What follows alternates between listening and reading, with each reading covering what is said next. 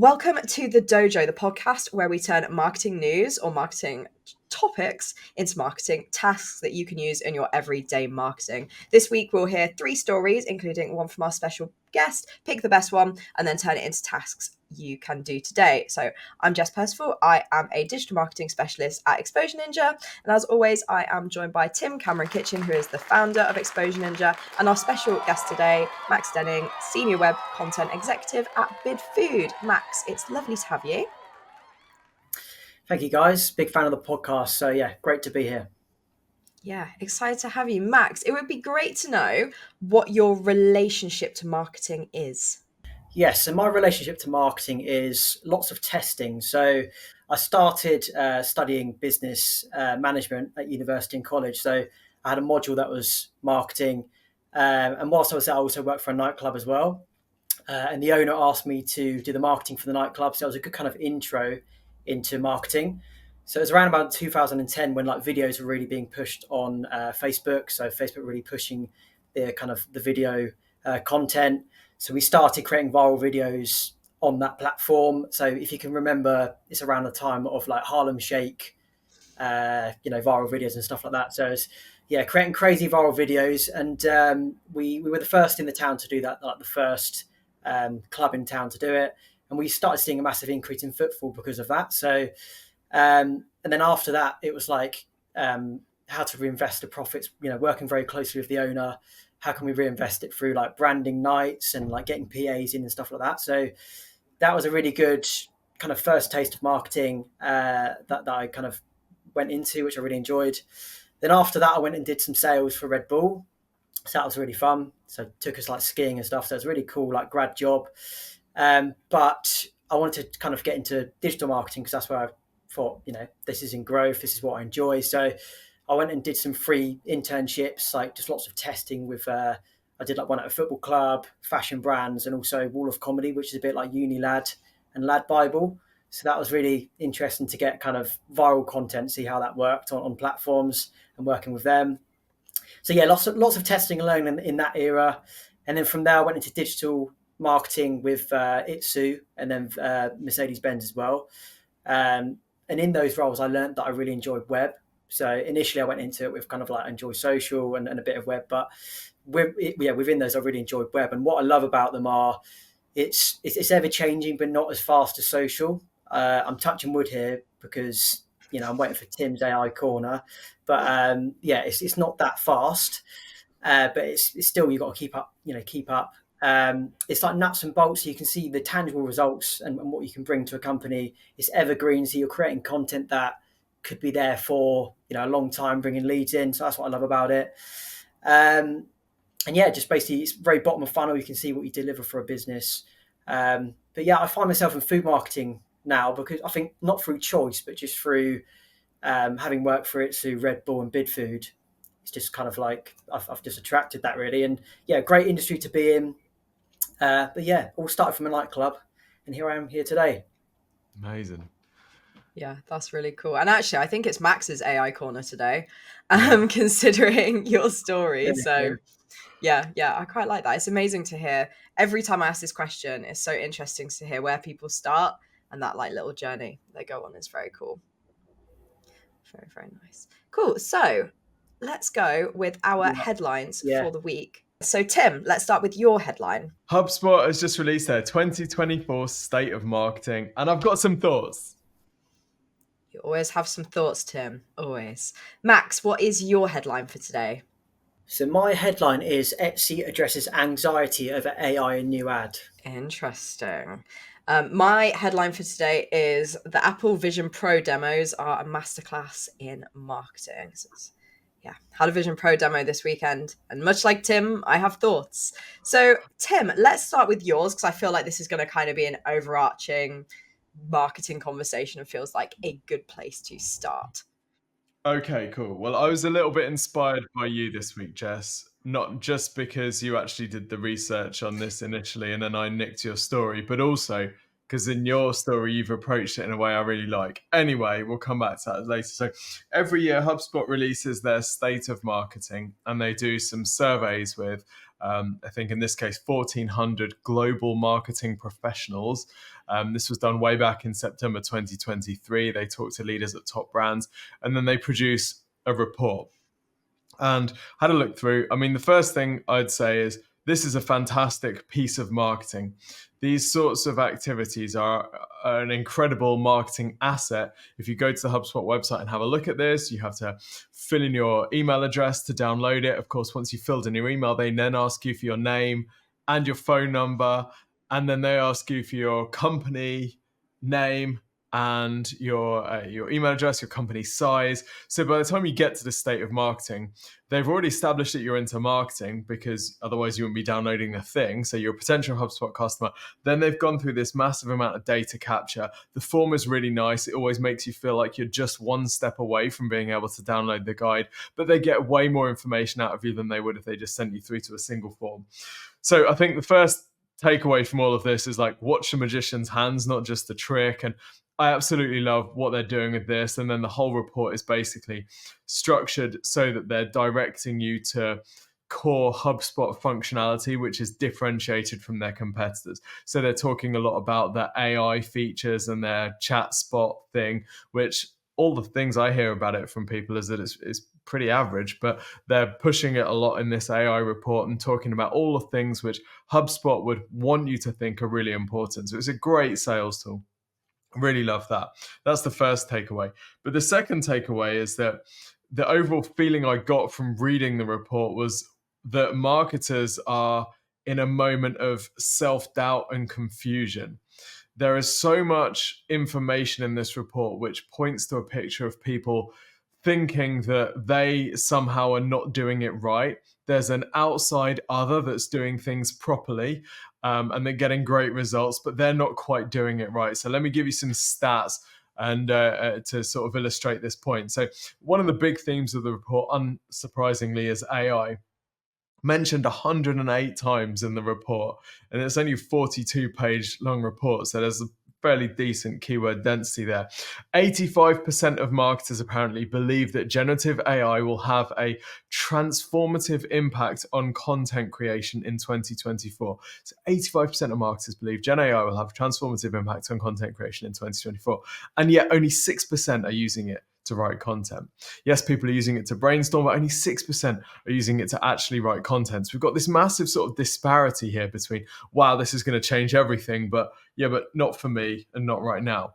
Other things, 73% of marketers say personalization is important, but only 35% feel that customers are getting a very personalized experience with their brands.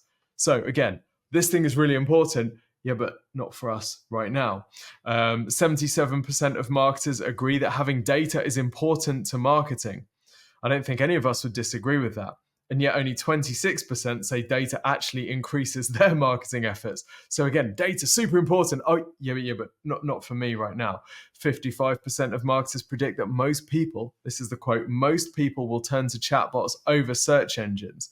Well, this is just plain wrong. 84 billion searches per month on Google.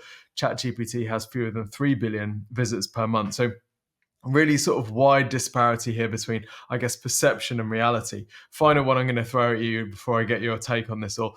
Email has an average ROI of 36 to 1. So email marketing, you put $1 in, you get $36 out on average. And yet only 14% of marketers in this report said it had the highest ROI for them this year. They ranked it, that's 14% said email had the highest ROI, 14% said paid social had the highest ROI.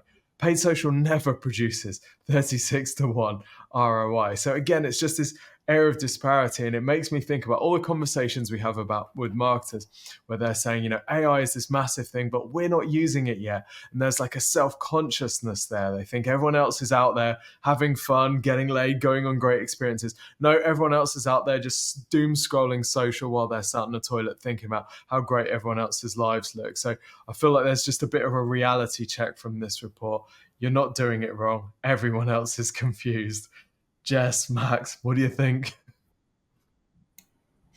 I think what you said about the, like, we feel like everybody's using AI, even though they're not, is really important, because I feel like as marketers, well, specifically as marketers who are interested in AI, we've almost created this like echo chamber of people, and it's the algorithm does it as well, right? If you're engaging with content about AI marketing, you're going to be getting loads of content back about AI marketing. So then you feel like everybody's using it, even though you're not using it. And then when you actually talk to people, they'll be like, oh, well, we're not really using it to write full pages of content, but we are using it to brainstorm, or we are using it in these different ways. So part of me wonders if it is the way the questions are being asked. And if you were to ask them, okay, does AI have any use in your content marketing process, then maybe the way they answer it might be a bit different.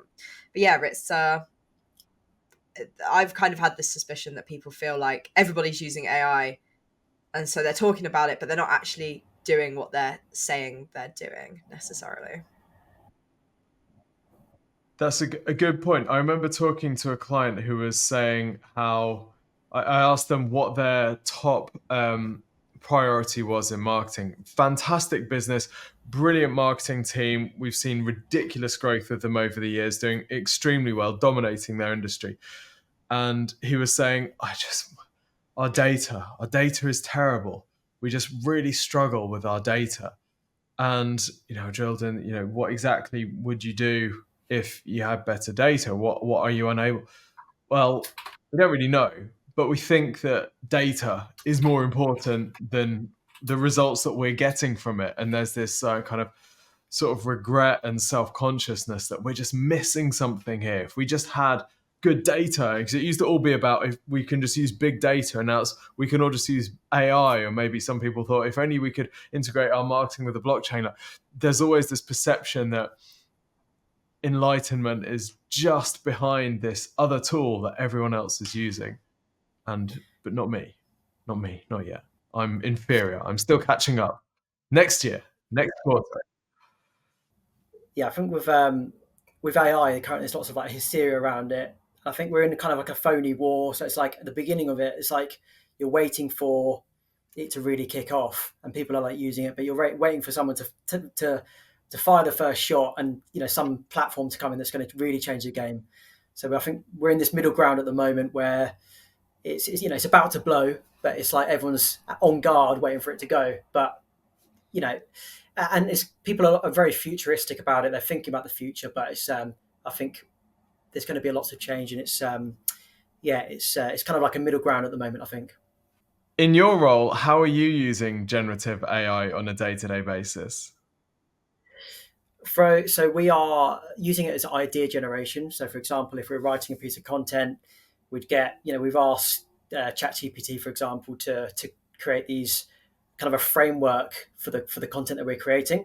So of course we work with SEO agencies and web agency as well. So they're always giving us kind of suggestions not to use it, on copy and stuff like that. So we're very safe with it, because you don't know how it's going to affect your website. So, but yeah, we use it as kind of like a idea generation and creating a structure to our content. So if we're creating a podcast or a piece of content, we use it for that, which is really good, but quite safe at the moment.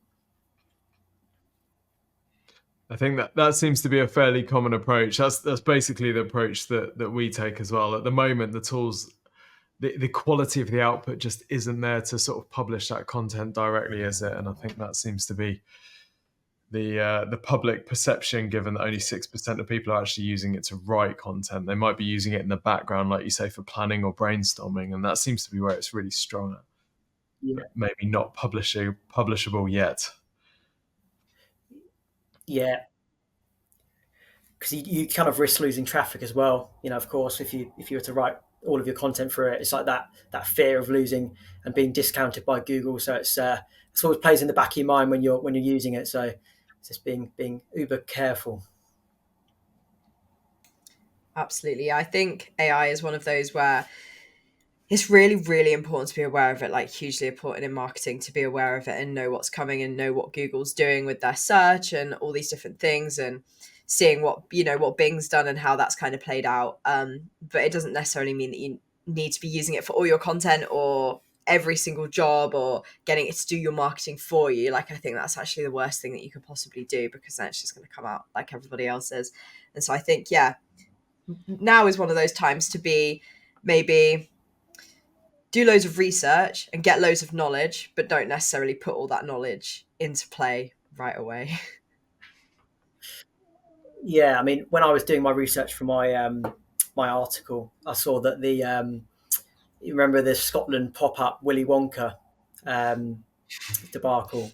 Their advert was created by AI, and it's like probably drew a lot of people into it. And then you come to the event, and it's a load of rubbish. So it's like making sure that it aligns up with what you're doing and stuff like that. So yeah, I think that's a bad, an example of it using badly. But of course, there's lots of good ones as well. Yeah, it's so true. I saw a post the other day that might be a little bit controversial, but it says, when I see AI generated ads, it makes me think that you have no budget and that your business is weak. And I was like, oh, that is brutal. Yeah, I think it is about finding that balance for sure. Yeah, that's very true. Yeah. Yeah, it's there's definitely a fine line. But yes, anything else to say on that story, Tim? No. Max, I'll jump onto your story next. Tell us about how Etsy is addressing anxiety over AI in the new ad. Because like I said, I've seen the opposite. I saw that they recently added that you could be uploading AI art to Etsy, and that's absolutely fine and not a problem. So I'm really intrigued to know about this story for sure. Yes, I think that they've got backlash from the original sellers. So they've got a new campaign that's called Keep Commerce Human. So that was originally introed in 2017, but of course has a new meaning now with AI. It's kind of come to light that AI is kind of, you can create lots of different products through it. So it's really, the campaign's really come to light now. So yeah, they've made it part of their brand mission to address the rise of AI generated products on the platform. So this is after lots of Etsy original shops are closing, and they've noticed a big decline in their sales as well. So the kind of the search is flooded with lots of AI generated items. So it's kind of it's made the platform saturated with lots of these items. So Etsy are going back to their roots to promote the handcrafted creators, and that's what the ad is all about. So the ad is kind of focused on the people that design the products, and the video ad shows the demolition of a machine that's creating these products as well. So it's a cool ad to see. Personally, I think that they need to differentiate themselves from the likes of other e-commerce stores like Amazon and eBay, because they fret losing their unique selling point, which is these creatives, and otherwise they could being in the middle of that, just being a kind of an e-commerce store that doesn't have a unique selling point is probably the worst, because there's so many out there. So I can see why they're trying to turn this around and keep their unique selling point. And it also coincides with a new rule that they've put in place, that they must disclose that the product was created through AI or not. So yeah, they're kind of making some changes on the platform as well.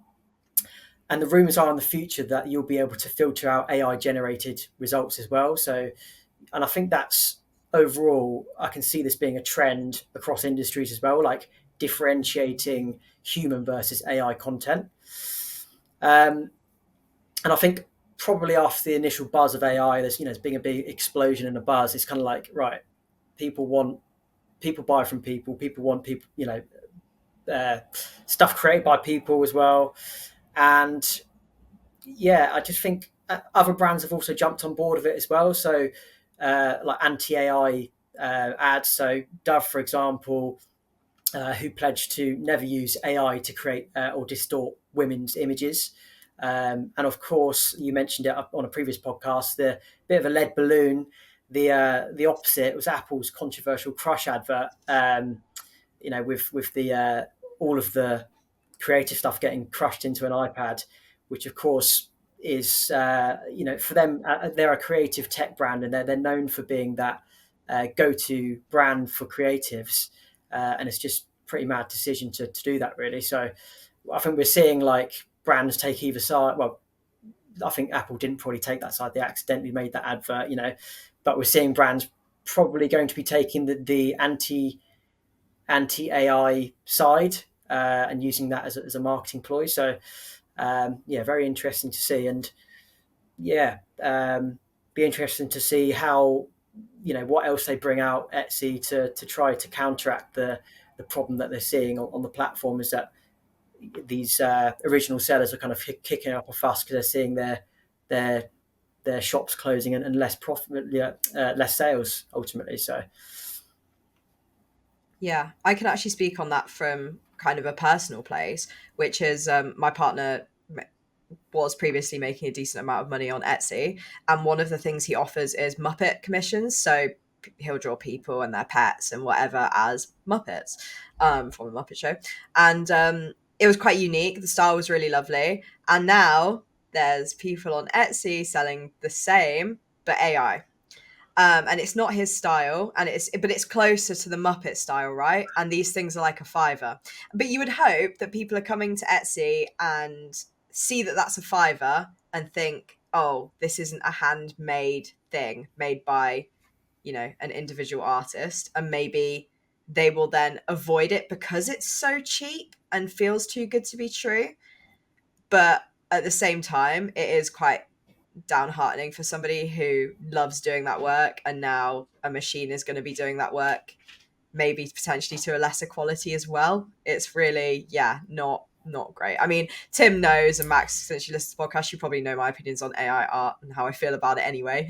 So I have strong opinions here, but yeah, be interesting to know both your takes on that. Well, you basically called this, you predicted this type of reaction, Jess.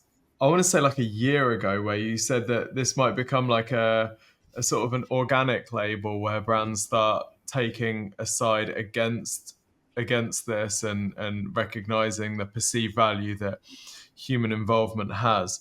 I had I don't, I'm not a particularly arty person. I went into an art gallery the other day because they had a kids competition. Anyway, ended up in an art gallery, and the woman's there trying to sell me all of these artworks, and it struck me that when she was trying to sell me each of their pieces, pictures or whatever they're called, right?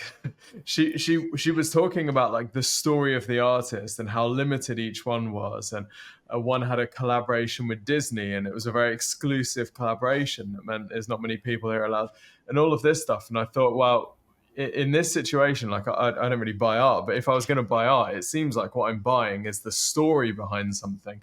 I'm not really buying the thing itself, because you could just take a picture of this picture and just put it on your wall and you could get that for like a few pounds. But that's not what people want. People want that connection with a physical being, that physical item that has a story and a history, and they can tell all their friends about, oh yeah, but this is the collaboration with Disney and this is why it's special. And it's that feeling other than just the physical appearance of the thing. So in that sense, it feels like there is always going to be a place for this sort of human made art. And I guess if I was looking at this from from Etsy's perspective, they really need to keep their creators on the platform. There is no Etsy without the creators, and by sort of digging in against AI and by calling AI the sort of the enemy, or posing it as the enemy, they're probably going to build a really good feeling from their creators, which could sort of really help them. So it'd be interesting to see what sort of reaction this has with the general public, and whether, like you say, Jess, whether the general public will be happy with the £5 Muppet picture or the $5 Muppet picture, instead of the one that's created by someone really talented who's honed that craft over years. It's probably just a different audience, isn't it?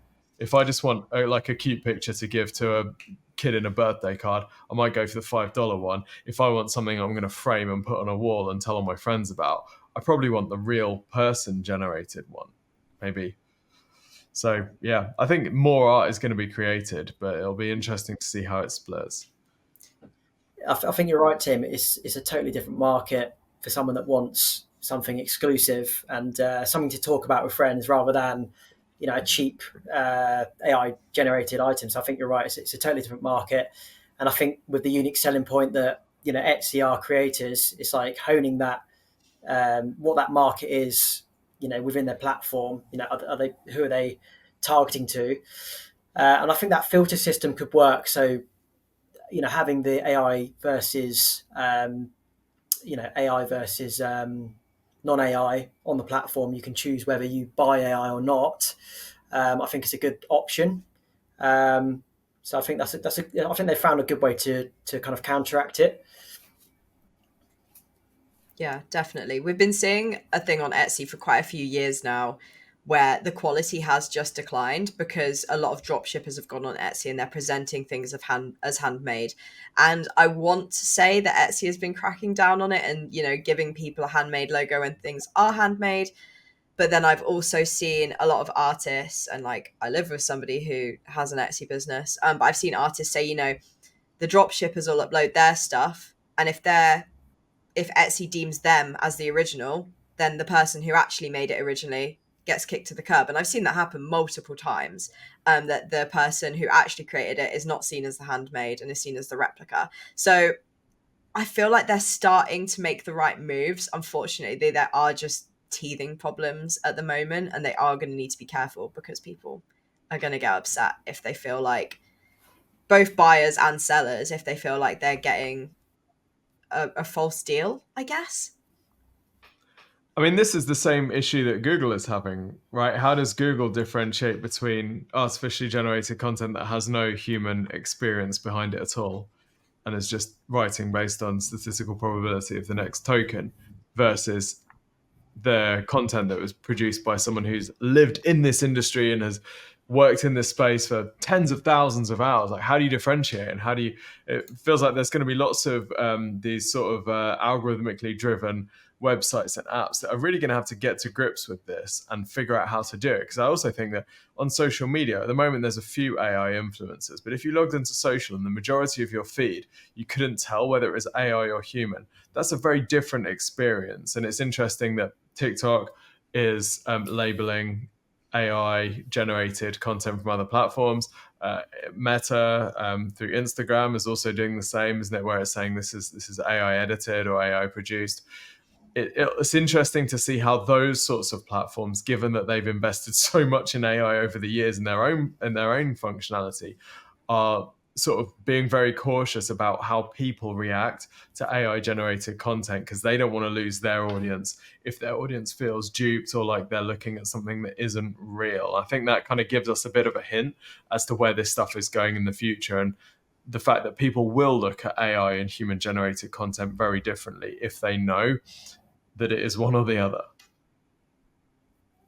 Yeah. I think at Bidfood, what we do a lot of is people based. Yeah, we're moving towards like lots of content on our people within the business. So that's how we're kind of pivoting, is like, on web, showcasing who's writing the content and stuff like that, and then through social, really highlighting the people, the experts within the business, which is on both platforms is doing really well for us. So I can see that being, across other platforms as well. Maybe Etsy would introduce more of here's the person who's making it kind of section on their website as well. So more about the owner and stuff. So yeah, I can see that being a trend across lots of platforms. Yeah, I think that the people side is going to be really important, especially with you being in B2B. I think sometimes people forget about the importance of that, and actually you are selling your people selling to people. And so making that connection is hugely important. Jess, I want to hear about your Apple Vision Pro experience. Cool. Yeah, definitely. So we talked about the Apple Vision Pro a while ago on the podcast, and we were kind of thinking, okay, what does this tool mean for marketers? This is definitely not what this conversation is going to be about. This is just, I did this demo and I was like, they just did every single part of this was to make me buy this thing. And obviously it is. Obviously any demo is like that. But it was just all the little nuances, and I think the things that you forget about, the way everything was structured and stuff, that I just thought was really interesting. And I think the way they tap into your emotion is just unparalleled. But basically, just to talk you through how this demo works. So you come in, you sit down, you scan your face using your phone, and so that it picks the right size for you. So straight off the bat, you're having this really individual experience. Then you have to wait a bit for it to be prepared, and then they bring it out on this little tray, this little wooden tray. They bring it out and place it down in front of you, and they've had to go out the back and create this just for you, and then they bring it out. you know, and it's just sort of sitting there while you continue chatting. And then they ask you to take its little sleep mask off so you can see it being unveiled, and you're physically doing that. It's not somebody doing it and then passing it to you. And then they show you the photography side of it, or like, you know, looking at the photos. They show you this dinosaur experience. They, you know, they really go for this, like, these family moments. You know, you're blowing out your child is blowing out birthday candles. You can practically smell the candles, you know, and there's kids playing. And that was really the photography thing, was very much, you know, here's your emotions, and here's the moments that you could be capturing, you know. And then I threw a spanner in the works, really, because I was like, I'm really interested in how this could work for me for work. And they were like, oh, well, you can do the dinosaur experience, or you could do the keynote thing. And I was like, I want to look at the keynote, which I did actually think, I have to say, just to kind of divest from what I was saying about this. The keynote thing was really cool because it feels like you're in a auditorium and you can practice your speeches and stuff. So if you are in marketing and you do like to do public speaking, I think that's quite appealing. I don't know if it's $3,500 worth for appealing, but I thought that was pretty cool. But then, you know, we still looked at the dinosaurs, and I did think they were pretty cool. I'm quite a seasoned VR veteran anyway, so to me it was kind of I've kind of seen this before, but there was cool stuff like the butterfly lands on your hand, and I was looking like an idiot reaching out trying to touch the dinosaur to see if it would react to me. It didn't, even though I tried 4 times. But, you know, I'm sure the person running the demo was like, this person's very normal. Anyway, they end the demo by showing you this grand finale video, right? Which starts with like a person on a tightrope, and, you know, you're really invested and you don't want them to fall, and you're really like invested. And then they're going through, you know, people doing extreme sports or people at big sports matches, and you're in the crowd, and you're, you know, and everybody's celebrating, and you're in the midst of their winning celebrations like you contributed, you know. And loads of cute animals up close, like little baby elephants having a bath, or rhinos getting really close to you and stuff. And they really do all these things to like get your heart rate up and really like bring these emotions. Like I'm an emotional girly. I was feeling a little bit like, oh, that's hitting me right in the feels. And then you take it off and they go, do you want to buy one today? And, you know, if you have that money and you felt all these rush of emotions, I feel like you're quite likely to go, yeah, actually, yeah, I do want to buy that, you know. And me and my housemate kind of looked at each other like, maybe we do want to buy this, but we need to think about it. You know, I had to kind of be like, oh, well, I knew what I was in for. I knew I was going to get sold too. So I already had all my little things in my back pocket so that I didn't get backed into a corner of spending a lot of money on something I do not need.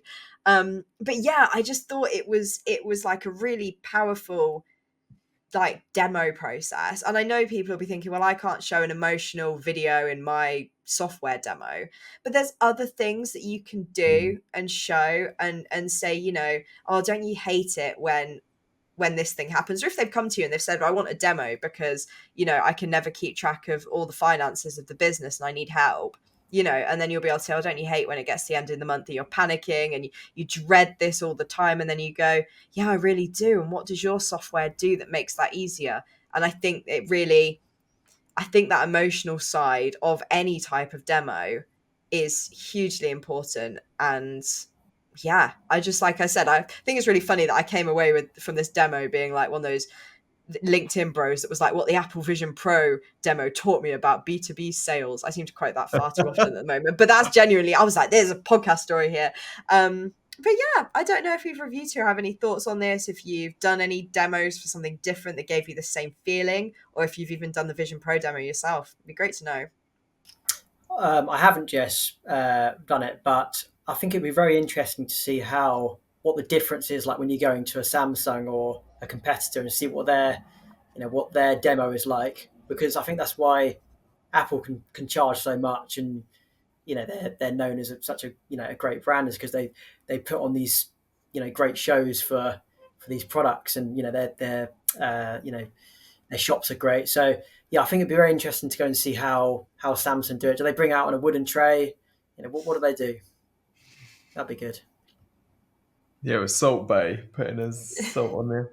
But I mean, I'm so glad you did it, Jess, and I'm so glad that they choreograph it to the extent that they have. Because as soon as they released it, my number one thought was, how are they going to market this if you need to experience it? So the fact that the CTAs get you into a store to try it, and then there's a very well planned, choreographed demo is just, it's fantastic. And I think there are loads of parallels for businesses here about how you demonstrate your business. For some companies, this is easier than others. If you go on TikTok, a lot of the e-commerce ads that you see on TikTok are essentially the old style market trader demonstration where someone's given it 1,000 times. Here's how you put the thing on the mop, and look, they got some soil on the floor ready for you to mop.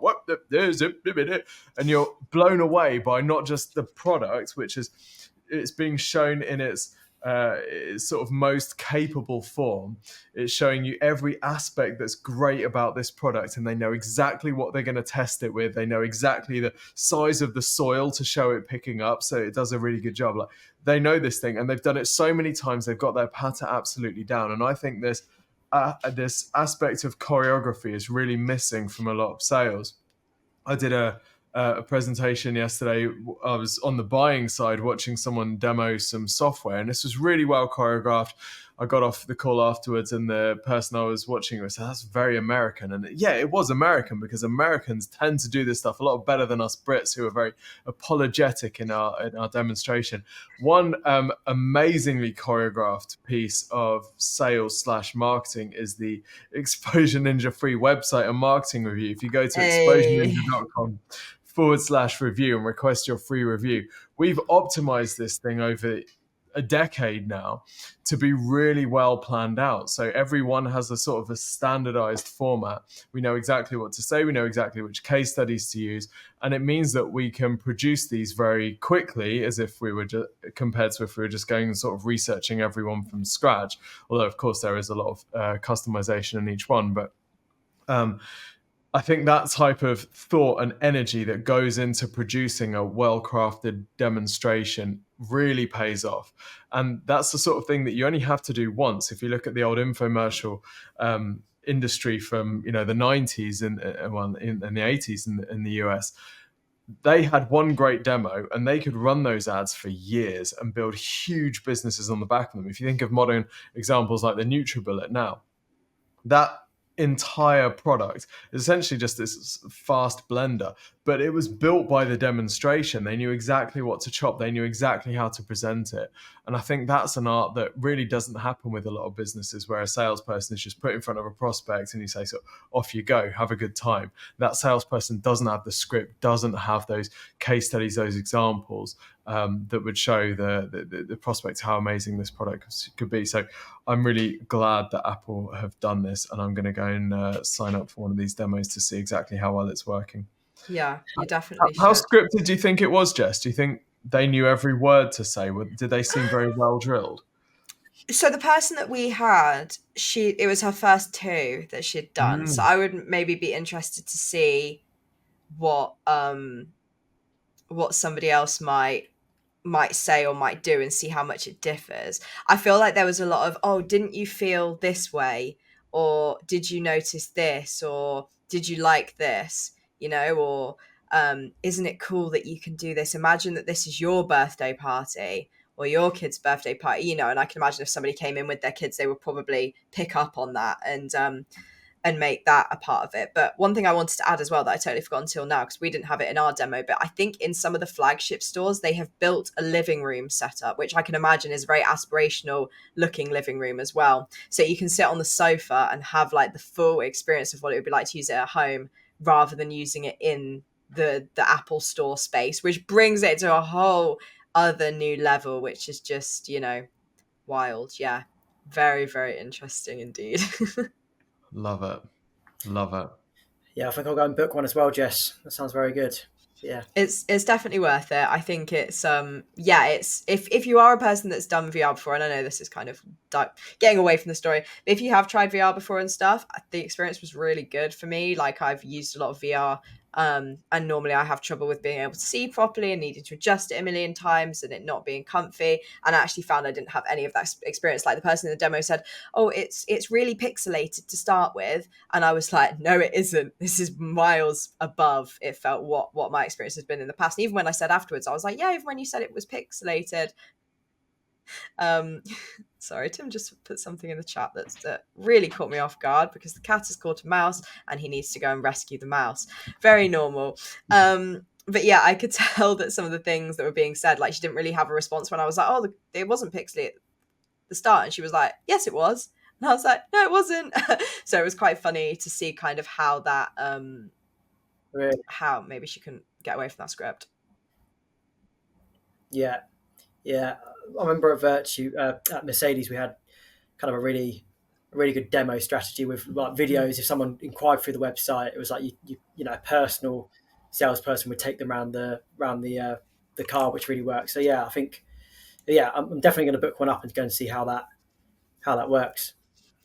It is really cool from a marketing perspective. And I think almost working in marketing, it almost ruins us a little bit because when I don't want to say we're immune to these tactics, but when we are put into a situation where we're like, oh, you're showing me the emotional part now to make me buy it, I think we are almost a little bit like we overanalyze everything that we do. And question it I've a little heard bit. I've heard that marketers are the easiest people to sell to, so maybe that's part of it. To be honest, if I see a good PPC ad, Maybe we are. often, I'll be like, I fully respect the effort. I think I bought something once and I messaged the Instagram to be like, hey, tell your PPC team that ad was really good. So maybe we appreciate the grind. Yeah. So I'm struggling to pick which story to go with. And I know every week I'm like, Dale, why can't you pick one? But I feel like when you're hosting, it's a little bit more challenging. Tim, did any of these stories stick out to you this week? I really like both of yours. I think I think having a great demonstration, a way of showcasing your product or service in its best light, I think is an absolute game changer. So I think that's really important. But equally, I think there's a lot of lessons with the Etsy one about understanding who your customers are and making sure that you're aligning yourself with their interests. So it's a tricky one, Jess. Okay. Well, based on what you said there, I think we'll go with the Etsy one just because I think that whole thing of understanding your customers and aligning with their values is really, really important. So yeah, I mean, Tim, what tasks can business owners take from the Etsy story? It's a really tough one. I think there's a bravery in Etsy's position to go sort of not against AI, but to champion human when everyone else, or it feels like everyone else, is sort of pushing hard into AI. So I think just keeping cool about these new technologies and making sure that your audience feels the same as you, because Etsy does really have two target customers. It's got its end customers, and then it's got the Etsy sellers, which are, because it's a marketplace, it needs both in order to survive. So I think making sure that you're aware of how your audience feels about this technology and making sure that you're fully aligned to that. You can't really go wrong if you do that. Even if as a manager, as a leader, you might be tempted to go like, right, future, let's go. If your audience is a little bit more hesitant, then you need to make sure that your organization is responding to that and I guess reflecting that feeling. Absolutely, yeah. And the task I guess I would give to marketing managers is really social listening.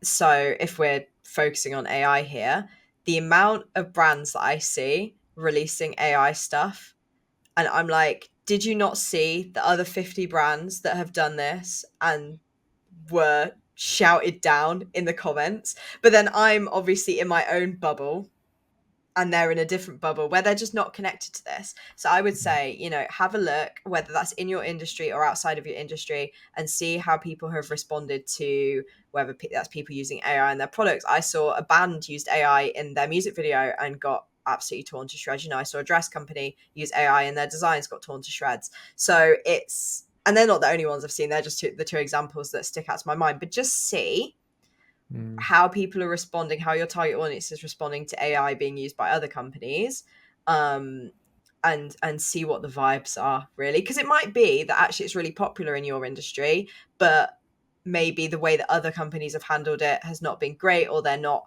talking up the benefits in the same way that you would. So, I think there's just a bit of discovery and listening to be done there, and just chat to your customers. Ring them up. I know I don't like calling people on the phone either, but ring them and say, how are you feeling about AI? offer them a voucher if you want to, or a discount off the next purchase if they're a regular. But I mean, your regular customers would be the best people to speak to. Anyway, so yeah, just really connect with your customers and see how they're feeling about AI, and or any other trends that you're thinking of hopping on, and go from there, really.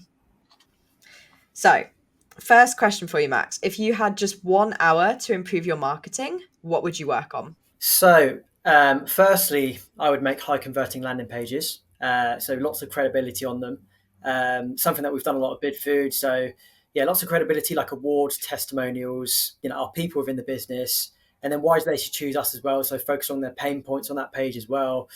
Make it really short and sharp and really easy to navigate.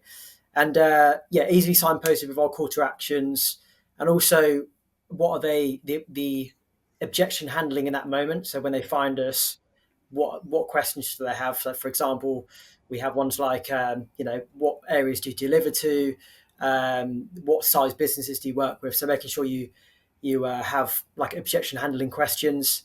And then I would test it on users. So do some A/B testing to see whether that's converting well against the old page. And if I had time, I'd get some traffic to it. So I'd do some paid search, get it to the top of Google. And if I had even more time, I'd just chuck some great backlinks to it from PR to get it ranking on SEO as well. So yeah, I'd cram that all in an hour. I love that. It's a very ambitious hour, but I fully respect it. Yeah. I feel like you almost started answering, what would you do with an infinite marketing budget? Whoa. Yes. Well, infinite marketing budget. So I would create a cracking podcast. I would pay some really good guests to come on. And because of course, as you know, it's in huge growth at the moment. So annually compounding annual growth is set to be 20% for the next 9 years. We've seen huge growth in the past few years. So I think even bad podcasts are getting airtime at the moment. And this is a fact. I spoke to some people and some friends, and they said that 21% of people listen to it when they're going to bed or when they're asleep. So you can even market to people in their sleep now, which is crazy. And I've got friends who do this as well.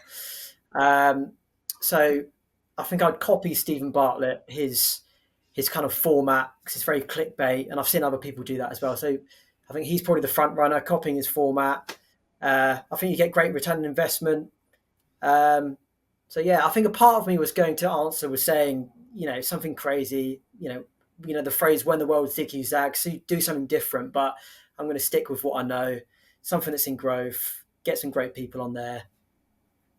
That's what I think. I like that.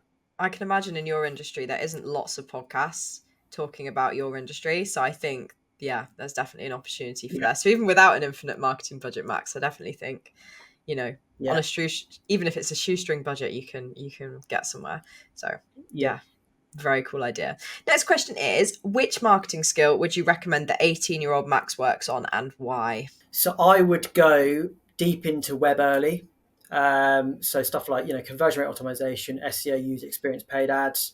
I think if you told the 18-year-old Max to do that, he said it's not sexy enough. But it's the 10,000 hour rule. If I was to set a lot of time on it, I'd be a lot better than I was now. So I'd tell him to get crack on with that. But also I'd tell him to do some more networking. So I think I get some good ideas when I network, and it's gets good opportunities come of it. And also just do more testing, like I did in my early days, doing the lots of free work for cool companies. Just do even more testing from an 18-year-old. Love that. What are you most excited about in marketing right now? So I'm most excited about how Google are using AI more in their Google ads. So something that I've learned from you guys as well. I listen to a lot of your stuff, but we've trialed responsive and PMAX at Bidfood, which we've seen some really good success with. So I think keeping a close eye on what Google are using with AI in their ads. And also, of course, keeping an eye on how they're going to introduce ads with Google overviews as well, which, of course, you guys can keep me updated on that. So, yeah, I'd say AI and Google Ads. Nice. I like that. Final question for you, Max. Who should we invite to be our next podcast guest? So I'm going to keep it in the family, Jess. I'm going to invite my brother Giles on the show. He's in marketing for gym events, so it's a totally different space, but very interesting. And of course, I think the gym market is in huge growth at the moment. So yeah, top guy, and I think you'd have a great conversation with him. So nice, very, very fun recommendation. Thank you so much, Max. Well, that is all we have time for today. Thank you so much for joining us, audience, and Max, who is also kind of the audience. Yeah, we'll be back next week with another episode of The Dojo. As always, you can check us out on YouTube. If you just search Exposure Ninja on YouTube, you can see a bunch of videos starring Tim, or a bunch of previous podcasts as well from the dojo. And also, if you head to our website, exposureninja.com/podcast, you can get over 300 episodes of both this podcast and the more general podcast, which is just Tim. So if you prefer just Tim, sure, we've got that content too. Thanks for coming, everyone, and we'll see you next week. Goodbye.